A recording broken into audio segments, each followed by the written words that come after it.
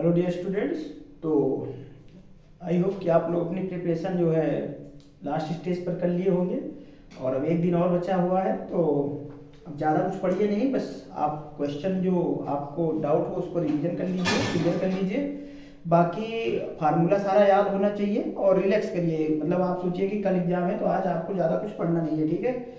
तो एक दिन का टाइम और बचा हुआ है। देखिए हम कुछ क्वेश्चन पर डिस्कशन कर लेते हैं जो चैप्टर्स थोड़ा सा बचे हुए थे। हम 3-4 चैप्टर्स रिवीजन कर लिए थे और कुछ और बता देते हैं। जैसे अभी अर्थमेटिक्स में नहीं बात की थी, तो अर्थमेटिक्स में आपको क्या करना है, फार्मूला याद होना चाहिए। एपी के सारे फार्मूले याद होने चाहिए। वो किस बात के लिए, पहला कि अगर एपी दी गया है, कोई एपी दिया है तो एपी में आपको पता है कि कॉमन डिफरेंस डी की जरूरत पड़ती, कैसे निकलता है, second term minus first term, ठीक है। पहली चीज, पहला टर्म ए आपको पता हो और बी पता हो। जैसे दूसरा, पहला केस तो ये है, दूसरा केस ये है कि अगर किसी सीरीज का फर्स्ट टर्म और कॉमन डिफरेंस पता हो तो सीरीज कैसे बनाओगे, a plus d comma a plus 2d and so on तक, ठीक है ना, ये सीरीज बनती है। तीसरी बात ये है कि आपको किसी सीरीज का nth टर्म निकालना हो तो क्या करते हो, an equal to A plus N minus 1 into D करते हो, ठीक है ना। और चौथी बात यह है कि अगर सीरीज का लास्ट टर्म दिया हो तो कैसे निकालते हैं एन, तो लास्ट टर्म पता होगा कि यही ए एन क्या कहलाता है, लास्ट टर्म कहलाता है, a plus N minus 1 into D, ये होता है। तीसरी चौथी बात ये कि और ये है कि अब यहाँ पर एक चीज और, किसी सीरीज का लास्ट से अगर कोई क्वेश्चन, जैसे अगर आप अपनी बुक देखो, मैं इस क्वेश्चन की बात कर रहा हूँ कि अगर आप एनसीईआरटी बुक लिए हो तो 103 पेज पे एग्जाम्पल नंबर 8, ठीक है ना, इसको अगर देखें तो इसमें क्या है, कह रहा है find the 11th term from the last term towards the first term of the AP is इतना। तो अगर इसकी मैं बात करूं तो लास्ट टर्म से कैसे आपको फाइंड करना रहता है, तो डायरेक्ट भी फार्मूला शायद बताया गया है, लेकिन आपको डायरेक्ट फार्मूले की कोई जरूरत नहीं। जैसे ये क्वेश्चन है कि 10, 7, 4 एंड सो ऑन माइनस 62, शायद ये दिया गया है, ठीक है ना। और लास्ट से from the last 11th term चाहिए, क्या चाहिए, 11th टर्म चाहिए। तो देखो अभी फ्रॉम द लास्ट कह रहा है, सिंपल सा है। तो पहले यहाँ देखो, जब फ्रॉम द लास्ट करोगे, ये सीरीज पहले इधर से चलती थी, अभी इधर से चलने लगी है, सीरीज क्या है, उल्टा चल रही है, तो रिवर्स कर लो। तो यहाँ ए क्या है, जो आपने पढ़ा है a plus N minus 1 into d, उस केस में मैं सीरीज को रिवर्स कर ले रहा हूँ। सीरीज को क्या कर लूँ, रिवर्स कर लूँ, तो मुझे पता चल जाएगा ना सीरीज में कितने टर्म्स हैं। तो यहाँ से अब ये जो लास्ट टर्म था वो क्या हो जाएगा, पहला, तो यहाँ माइनस 62 फर्स्ट टर्म हो गया, प्लस n11 ही है माइनस 1, और d क्या होगा, ये d देखो, अभी d यहाँ माइनस 62 है, या इधर से d निकालो, तो अब जब यहाँ पर d क्या आएगा, माइनस आएगा, तो यहाँ d क्या होगा, दोनों में देखिए अंतर देखिए, यहाँ माइनस d है तो d इधर से निकालो, माइनस 62 से एक रिवर्स करोगे तो क्या आएगा, माइनस, तो ये आ जाएगा। जैसे देखो ध्यान दीजिए, यहाँ मैं जो बता रहा हूँ, ये माइनस 60, जैसे इधर से क्या आ रहा है, 7 माइनस 10, ध्यान दो इधर से क्या है, 7 माइनस 10 इक्वल टू माइनस 3। तो जब इसको रिवर्स करोगे, इस d को उल्टा करोगे, यानी इसको सीरीज को घुमा दो, 10 माइनस 7 ऐसे कर दो, तो ये 3 नहीं हो गया। तो जब आप पीछे से d निकालोगे तो साइन बदल जाएगा। अगर यही प्लस आया होता तो जब पीछे से d निकालते तो माइनस हो जाता, तो वहां साइन बदल के रखो, d यही लिखो लेकिन इसका साइन बदल दो। तो जैसे जब यहाँ पर d क्या था, यहाँ पर d जो है ये माइनस 3 है, तो जब यहाँ रखो रिवर्स से तो d प्लस 3 रख लो, तो यहाँ क्या हो जाएगा, 3 हो जाएगा, ठीक है ना। अब इसको सिंप्लीफाई कर लो तो माइनस 62 और 11 से जाएगा 10, क्या है 30, 30 आ जाएगा, ये आ जाएगा माइनस 32। तो बेटा ये आंसर होगा, ठीक है ना। तो ये याद करो। और नहीं तो अगर इसका एक जनरल फार्मूला भी होता है कि from the last N term जो होता है, from the last nth term जो होता है वो क्या होता है, l minus n minus 1 into D, ये होता है, ठीक है ना। जहां l क्या है, लास्ट टर्म दिया है, ध्यान दो बेटा, ये लास्ट टर्म दिया होगा हमेशा, जैसे अब इसी में रखना है, डायरेक्ट आपके सिंप्लीफाई कर देते आ जाता, ठीक है। तो ये तो आपका ये हुआ। अभी हम इसके सम पर आ जाते हैं क्वेश्चन पर, जो और क्वेश्चन है। तो सम के लिए क्या आपने फार्मूला पढ़ा है, किसी सीरीज का सम, तो सम के लिए दो चीजें हो सकती हैं। पहला टर्म पता हो तो एसईएन डिनोट करते हैं, एसईएन इक्वल टू होता है n/2 2a plus n minus 1 into D. जहां पर ये सब वेरिएबल्स के बारे में सबको क्लियर है, आई होप कि सबको क्लियर है वेरिएबल्स के बारे में। तो अभी इसके आगे एक फार्मूला और होता है SN equal to n/2 into a plus L. अब इसमें वेरिएबल क्या है, l जो है ये लास्ट टर्म है, आपको पता है l लास्ट टर्म है, a फर्स्ट टर्म है और n नंबर ऑफ टर्म्स है, ठीक है ना। ये तो इन दोनों फार्मूले के अलावा अभी एक फार्मूला जो मोस्ट इंपॉर्टेंट फार्मूला है कि अगर मान लो SN तुम्हारे पास गिवन हो n² + 3, ये इस तरीके से, तो क्या करना है, जब SN गिवन हो तो हमें AN कैसे निकलेगा, ये एक बहुत इंपॉर्टेंट कंसेप्ट है। तो ये होता है SN - SN - 1, ठीक है ना। ये आप इस रिजल्ट का यूज करके हम nth टर्म भी निकाल सकते हैं अगर सम ऑफ सीरीज दिया हो तो चलिए हम देखते हैं। तो इस पे यही इतना पढ़ना था बेटा। अब हम लोग डायरेक्ट क्वेश्चन देख लेते हैं कि और क्या क्या क्वेश्चन आपके इंपॉर्टेंट है, एनसीईआरटी बुक से पढ़ लो। हम ये नहीं कह रहे हैं सेम क्वेश्चन वही आएगा, लेकिन उसके जैसा पक्का है, उससे ज्यादा कुछ नहीं आएगा, ये कंफर्म मानिए। तो ये एग्जांपल नंबर 8 मैंने आपको बताया, पेज नंबर 103 पर है, इसको देख लेना। और ये क्वेश्चन है एग्जांपल नंबर 10 है, वर्ड प्रॉब्लम देख लेना। अगर उसके बाद में एक्सरसाइज में अगर आप देखो एक्सरसाइज, तो एक्सरसाइज 5.2 में 6 नंबर क्वेश्चन और 12 number question, 2 APs have same common difference वाला ये, और 15 नंबर ये है। बस इसमें इतना ही देख लीजिएगा, इससे हो जाएगा, बहुत ज़्यादा आप लगाने का टाइम नहीं है आपके पास। इन्हीं सब क्वेश्चन को देख लीजिएगा।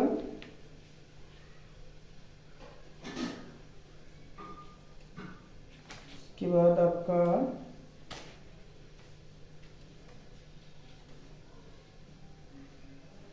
ये एग्जाम्पल नंबर 16 है। देखिए केस स्टडी में आ सकता है ये एग्जाम्पल नंबर 16 1 पर, सिंपल 1 पेज पे। उसके बाद 5.3 एक्सरसाइज में अगर आपको मैं बताऊं तो इससे पहले एक क्वेश्चन और है ये, और हाँ इसमें जब आएंगे आप तो 5.3 में क्वेश्चन नंबर 4 जो दिया गया है, ये 5 लगा लीजिएगा एक और उसके बाद इस पे आ जाइए क्वेश्चन नंबर 10 और क्वेश्चन नंबर 11, ये दोनों, ठीक है। और इसमें जैसे find the sum of odd number between 0 या मल्टीपल ऑफ 15, ये तो आपको क्लियर है ना। जैसे 2 डिजिट में या 5 डिजिट 3 डिजिट में किसी में जैसे मल्टीपल ऑफ 0 या इसका सम निकालना होता है तो क्या करते हैं, हम उस डिजिट का फर्स्ट टर्म निकाल लेते हैं, लास्ट उस क्वेश्चन का लास्ट टर्म निकाल लेते हैं, फिर उसमें नंबर ऑफ लास्ट टर्म का फार्मूला लगा के नंबर ऑफ टर्म्स निकालते हैं, फिर उसमें सम लगा देते हैं, ठीक है। तो वो एक क्वेश्चन आएगा, हो सकता है कि बाकी और इसमें ज़्यादा कुछ आपको पढ़ना नहीं है। वर्ड प्रॉब्लम तो बहुत कम चांस है। हाँ आपके लिए मैं बता दूं केस स्टडी के इसमें से 5 नंबर से ज़्यादा क्वेश्चन आएगा नहीं। अगर केस स्टडी आएगा तो 1 नंबर MCQ में, बाकी केस स्टडी 4 नंबर की। तो केस स्टडी में जो मतलब टाइप ऑफ क्वेश्चन हो गए वो यहाँ से हैं 17, 18, 113 नंबर पेज पे, 17, 18, 19, 20, ठीक है। ये केस स्टडी के 4 क्वेश्चन केस स्टडी के हैं और वहां से आप इसको कर लीजिएगा, ठीक है। इसके बाद में आप ऑप्शनल एक्सरसाइज में आ जाए, क्योंकि देखिए आप एडवांस का पेपर दे रहे हो। अगर बेसिक वालों के लिए तो डायरेक्ट फार्मूले पर रहेगा, सिंपल सा, बहुत बेसिक वालों के लिए डायरेक्ट फार्मूले पर क्वेश्चन रहेगा और बुक से एनसीईआरटी बुक से मिल जाएगा। लेकिन आप जो एडवांस के लिए है वो एनसीईआरटी बुक से बहुत कम चांस है कि मिलेगा, लेकिन सेम मिलेगा उसी के जैसा। अब मैथ में कोई डिजिट तो नहीं सेम होती है, हो भी जाए तो अलग चीज है, आ जाए तो अच्छी बात है, नहीं तो डिजिट बहुत मुश्किल होता है मिलेगी। तो ऑप्शनल एक्सरसाइज में पहला क्वेश्चन, विच टर्म ऑफ इतना is it's first negative term, जैसे लिखा है 121, 117, 113, ये है एंड सो ऑन। बेटा फर्स्ट नेगेटिव टर्म निकालना है, क्या निकालना है, first negative term, first negative term निकालना है इस सीरीज का। तो फर्स्ट नेगेटिव टर्म निकालना है, तो इसमें फर्स्ट नेगेटिव टर्म निकालना है, दैट इज मींस हमें क्या करना रहेगा, आपको an निकाल लो और इसको an क्या निकालना है, लेस देन 0 निकालना है। तो चाहे an की वैल्यू निकाल लो पूरा या an लेस देन 0 करके कर लो, क्योंकि इनइक्वालिटी आपके यहाँ है नहीं, लेकिन फिर भी मैं बता दे रहा हूँ। आप ये कह रहा है कि an की वो वैल्यू बताओ 0 से कम हो, तो an निकाल लो पहले। तो an निकालने के लिए क्या होता है, a plus n minus 1 into D, ये आएगा। तो यहाँ से लेस देन 0 कर लो, तो a कितना है 121 प्लस n माइनस 1 और d कितना है 170 20, तो 3 आएगा, ये 7 4 4। तो ये लेस देन क्या हो जाएगा 0 हो जाएगा। 4 अंदर मल्टीप्लाई कर लो, 121 plus 4n minus 4 less than 0 या इक्वल 0 करके सॉल्व कर लो, लास्ट में लेस देन कर लेना, आई डू दिस। तो यहाँ से 4 माइनस कर दो या इसमें से, तो ये क्या आ जाएगा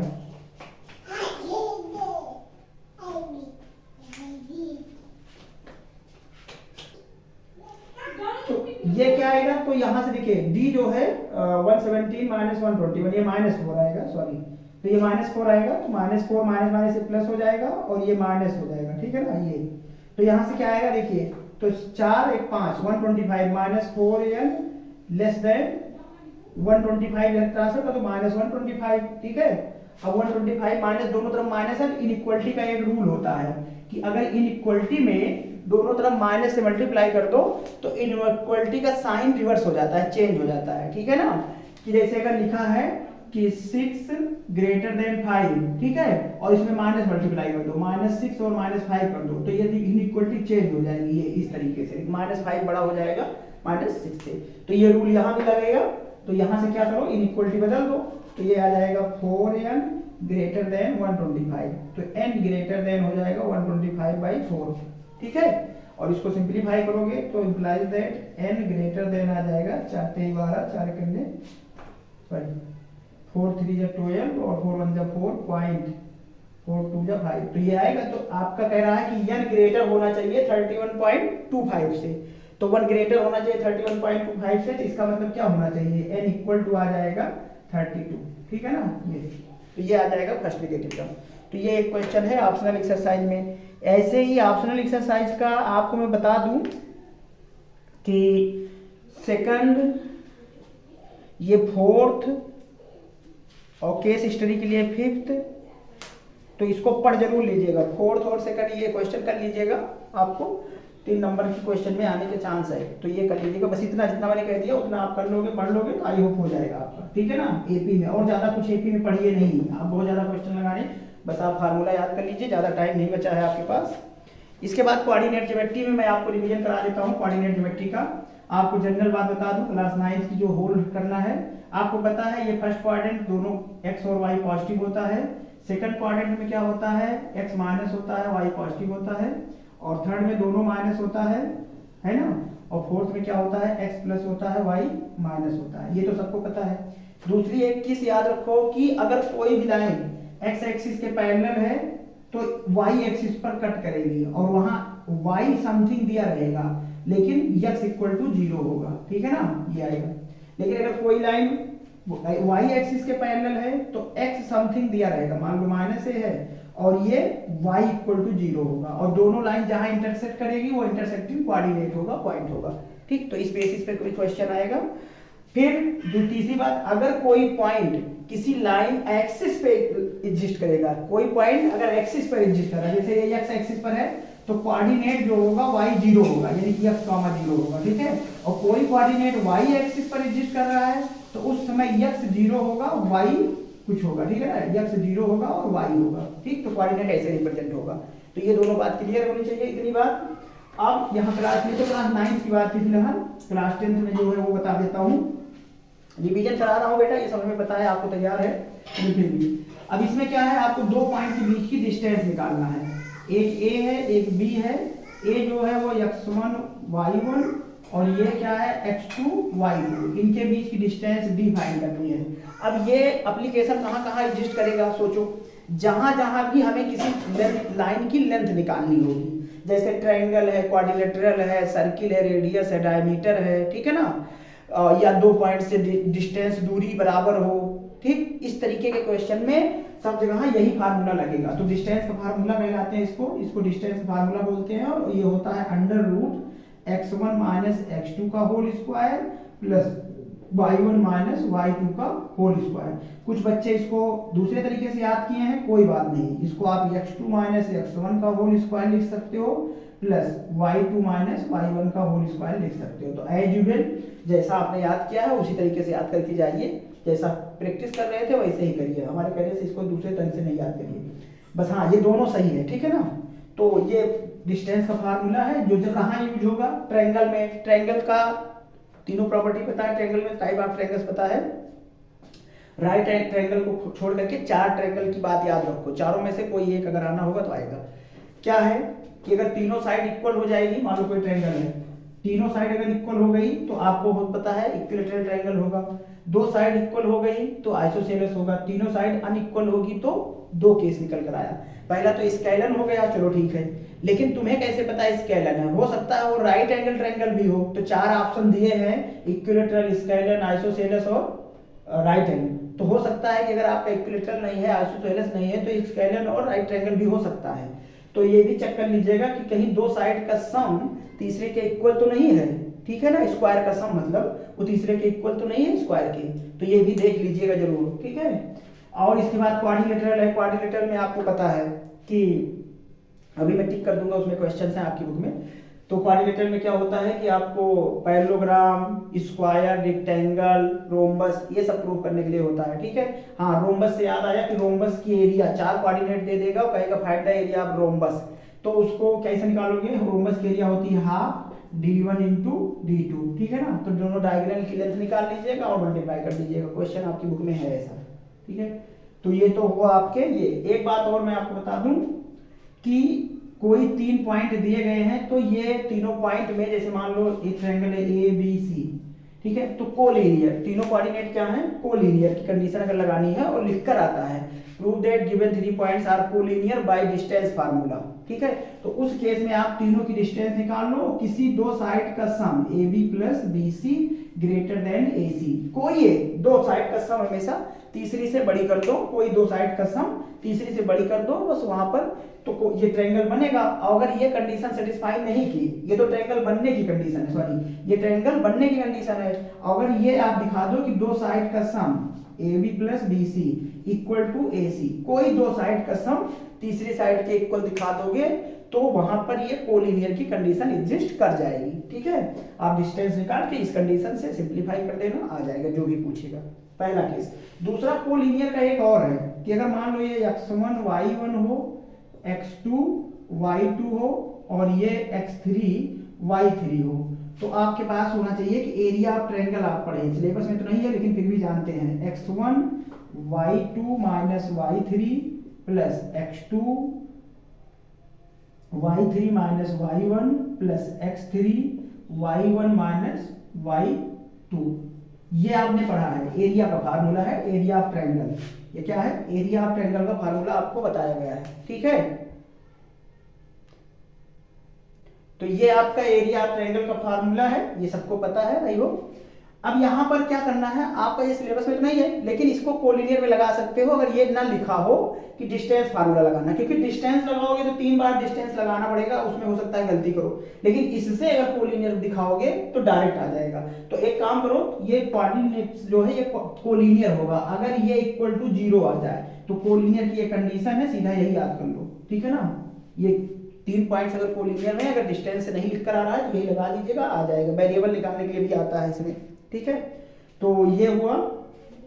अभी हम लोग को और क्या देखना है, सेक्शन फार्मूला पर। अच्छा, डिस्टेंस फार्मूला पर एक बात और याद कर लीजिए कि देखिए डायरेक्ट अगर हम ओरिजिन होता है 0, 0 और कोई पॉइंट P है x, y, तो आपको पता है कि OP जो ओरिजिन से डिस्टेंस होती है वो √x² प्लस y² होती है।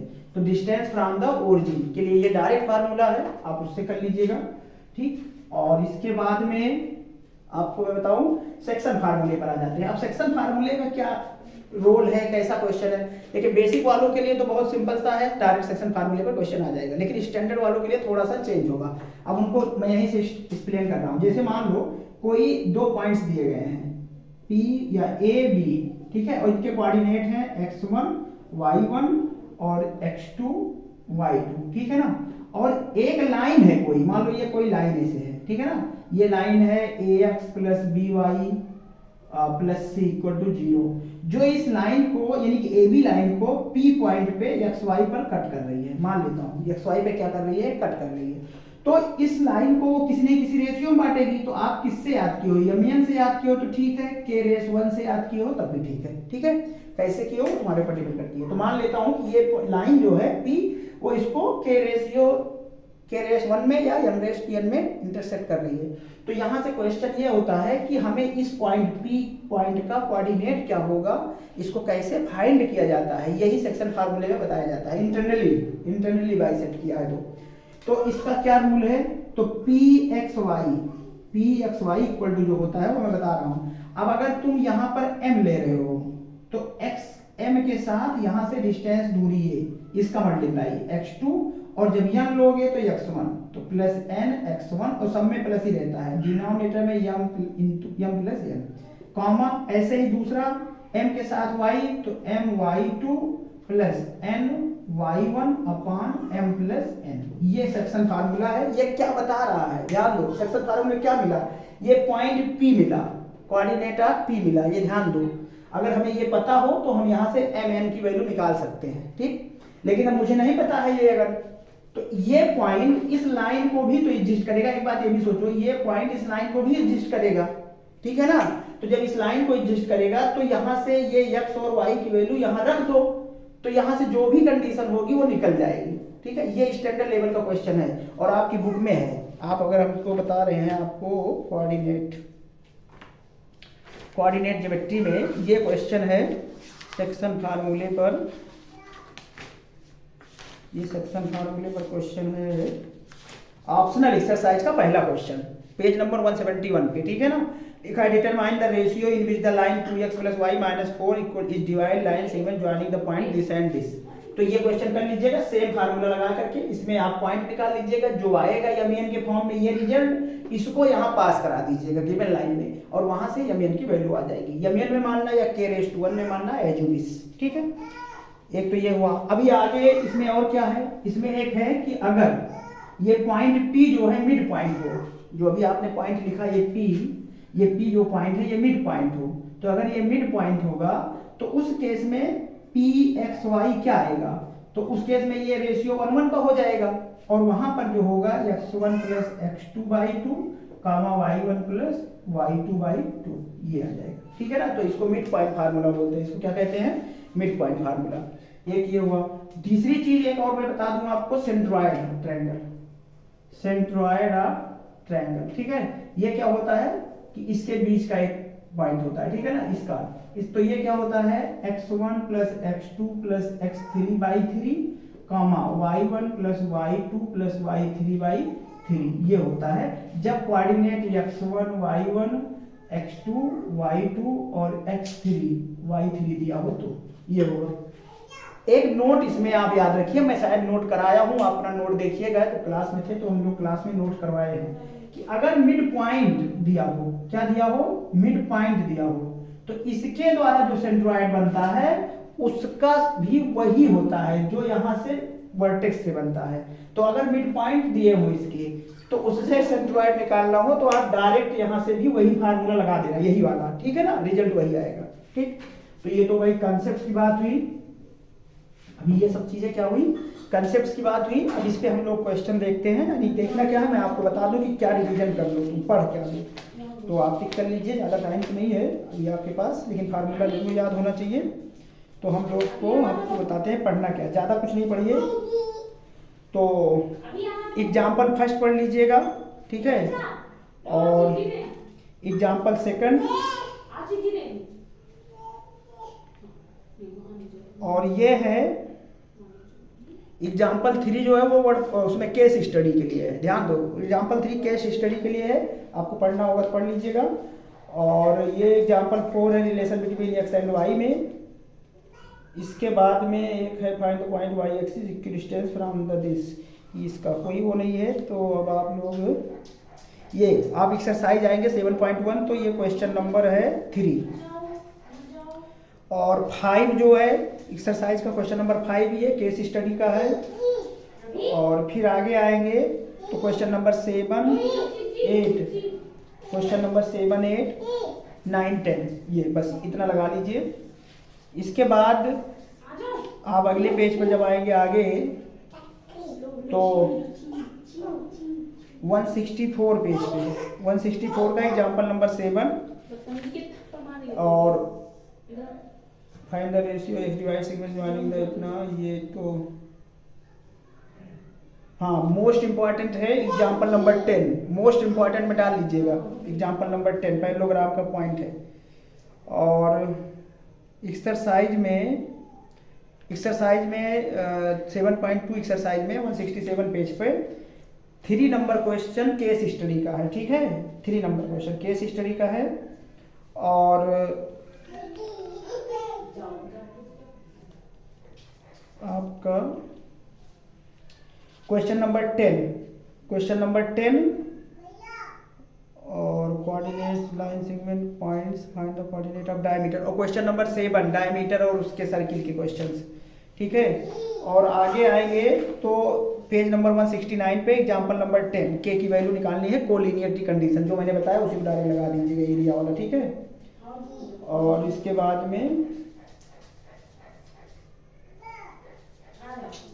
तो हाँ ऑप्शनल एक्सरसाइज में अभी मैंने एग्जांपल बता ही दिया था पहला वाला, ठीक है ना। ऑप्शनल एक्सरसाइज का पहला क्वेश्चन मोस्ट इंपॉर्टेंट में डाल दो, खास करके एडवांस वाले के लिए, एडवांस जो मैथ पढ़ रहे हैं उनके लिए। ये सब मैं जो क्वेश्चन अभी टिक करा रहा हूँ बेटा ये एडवांस वालों के लिए है खास करके, ठीक है ना। बेसिक वालों के लिए तो हो सकता है बेसिक के लिए भी, लेकिन एडवांस वालों के लिए खास है। और इसी में centre passes through the point, इतना मोस्ट इंपॉर्टेंट ये 3 नंबर क्वेश्चन। ये ऑप्शनल के तो सारे एडवांस वालों के लिए है, बेसिक में नहीं आएगा ये।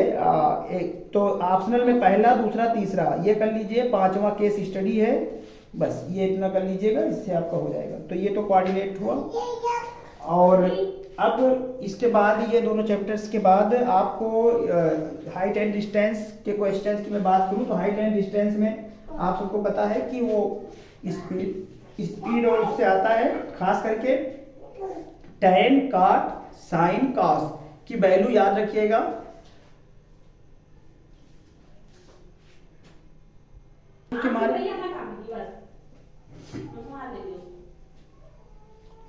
तो हाइट एंड डिस्टेंस में हमने बताया कि आपको tan, sin और 30, 45 और 60 किसकी वैल्यू ये याद रखिए। टेबल बहुत जरूरी याद रखिएगा, इसमें से नंबर आपको मिलेंगे जरूर।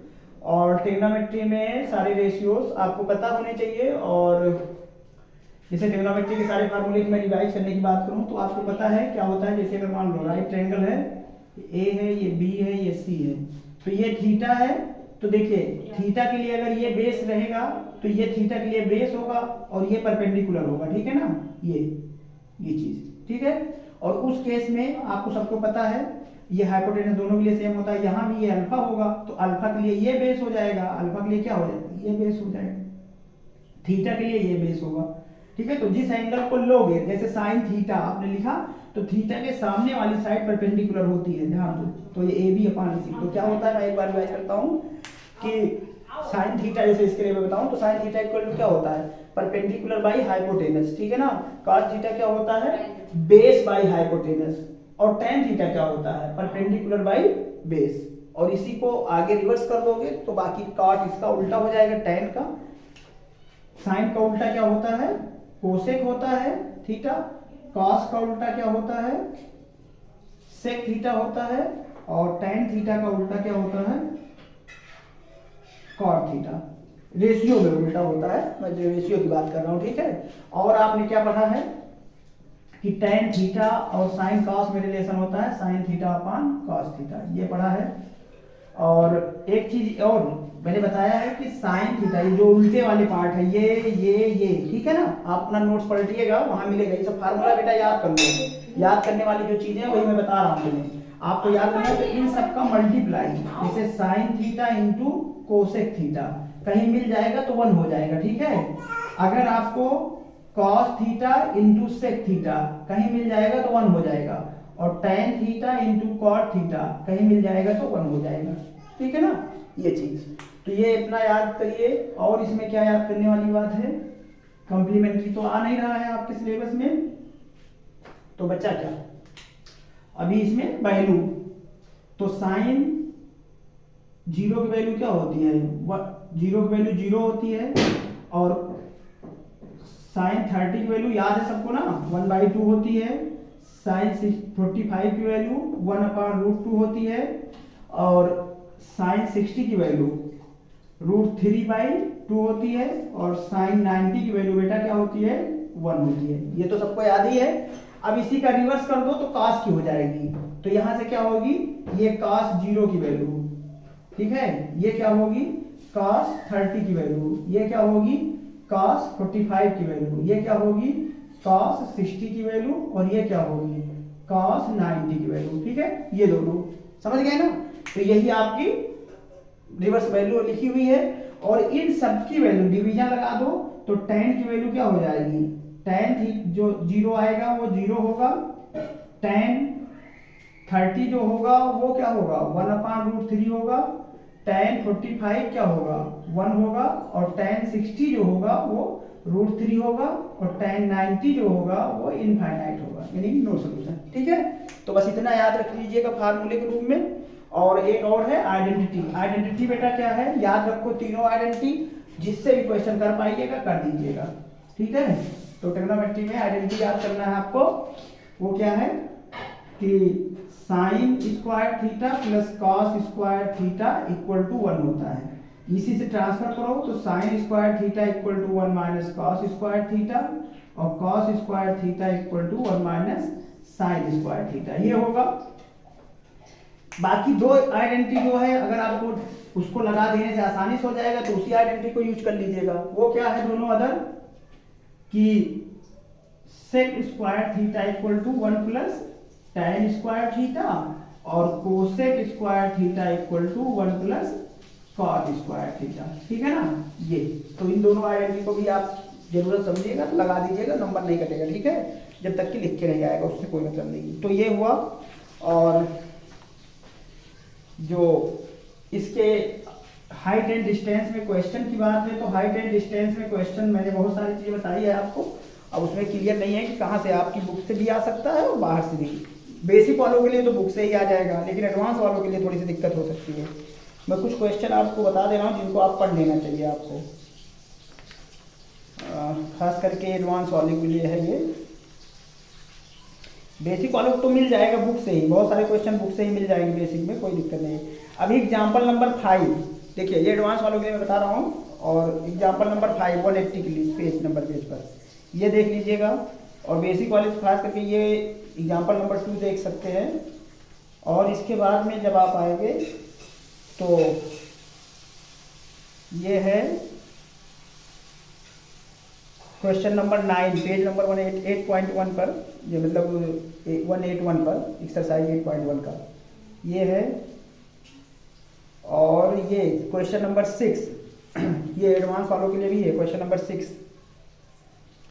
और क्वेश्चन नंबर 10 ये। ठीक है, तो ये पहले एक्सरसाइज में देख लीजिएगा। उसके बाद में और इसमें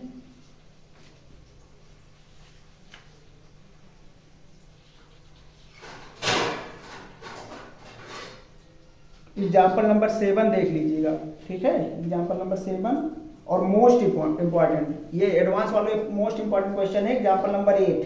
ठीक है, ये जरूर कर लीजिएगा, मिल जाएगा आपको एग्जाम्पल नंबर 8। और एक्सरसाइज में 8.2 में आएंगे तो 1 का ये 1 के वी वाले पार्ट में, जहाँ 5 cos स्क्वायर 60 वी वाला पार्ट, ये एडवांस वाले, और बाकी जो बेसिक वाले हैं वो चौथा पार्ट इसका जो है वो सब, यानी कि लगा लीजिएगा इसके, लेकिन मेन आप इसको 2 कर लीजिएगा, लास्ट के चौथा और पांचवा फर्स्ट पार्ट का 8.2 का। ठीक है, और ये MCQ तो लिखा ही है, उसको तो आप करेंगे जो करना है।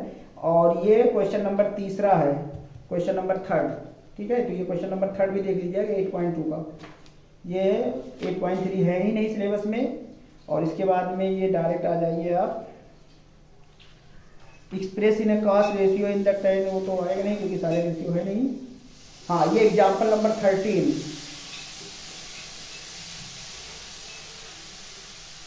Example number 13। और मोस्ट इम्पॉर्टेंट मैं बताऊं आपको, ये लिख दिया है उन्होंने using the identity sec square theta 1 + tan square, लेकिन ये लिखा नहीं रहेगा, लेकिन ये क्वेश्चन इंपॉर्टेंट है, एग्जाम्पल नंबर 15, ठीक है, ये क्वेश्चन इंपॉर्टेंट है एग्जाम्पल नंबर 15, भले ही वो लिखा है लेकिन लिखेंगे नहीं, ठीक है। और इसके बाद में आप एक्सरसाइज 8.4 में जब आएंगे तो ये सेकंड पार्ट, ध्यान दो 5 का सेकंड पार्ट, ठीक है, 5 का सेकंड पार्ट, थर्ड पार्ट दोनों, और तो ये आप कर लीजिएगा इसको।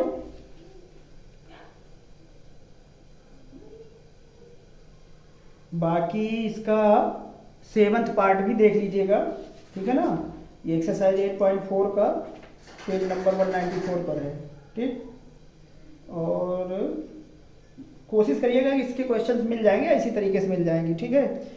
और जहाँ तक इसके हाइट एंड डिस्टेंस की बात करूँ तो हाइट एंड डिस्टेंस में आप बुक से अगर पढ़ना चाहते हो तो बाकी आपको जो अलग से क्वेश्चन कराया गया है, खास करके वो जो सनलाइट रिफ्लेक्शन वाला है या एंगल का है, और भी बहुत सारे टाइप के क्वेश्चंस जो हैं वो बताए गए हैं।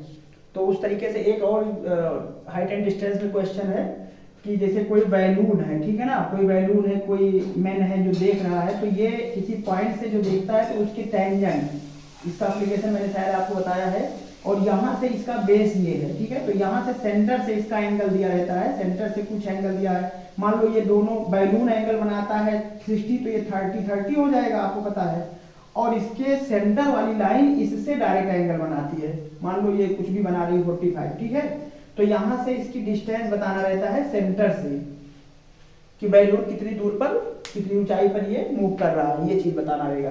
तो ये वाला ट्रायंगल लगेगा, ठीक है ना, ये वाला ट्रायंगल, ये चीज ध्यान दीजिएगा। और जहाँ बैलून की रेडियस शायद या कुछ गिवन रहती है, तो ये क्वेश्चन भी देख लीजिएगा। तो आपको खास करके जो